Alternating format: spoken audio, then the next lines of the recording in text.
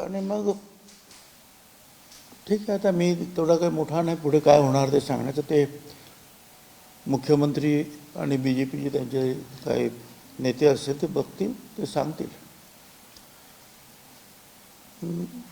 पण एक मात्र मला निश्चितपणे सांगायचं आहे, या मागासवर्गीय समाज महाराष्ट्रामध्ये मोठा आहे.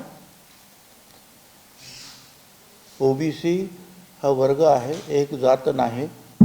374 जाती आहेत. कुठल्या एका जातीसाठी आम्ही लढत नाही. आणि वेगवेगळ्या जाती ज्या आहेत त्यातले लोक आत्महत्या करतात, हे पण आपण पाहायला पाहिजे.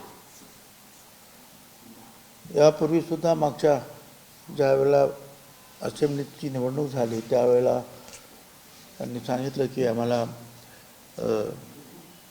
आमचा OBC आमचा DNA आहे. आणि खरं आहे, 60-70% OBCंनी त्यांना मतदान केलं.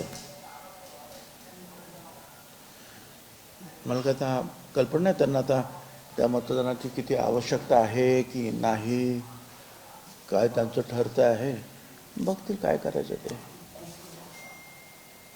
पण याकडे मी त्यांचं लक्ष मात्र जे आहे वेधू इच्छितो.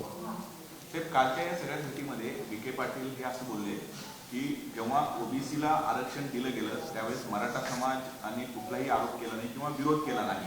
OBCच्या आरक्षणाला धक्का लागत नाहीये, त्यामुळे भुजबळ साहेबांनी आता विरोध करू नये अशा पद्धतीची प्रतिक्रिया दिली. हो, EWS जे दिलं ते खास मराठा समाज इथे पाटीदार पटेल गुजरातमध्ये, पुढे जाट वगैरे यांना समोर ठेवूनच ते आरक्षण दिलं होतं. आम्ही विरोध केला नाही.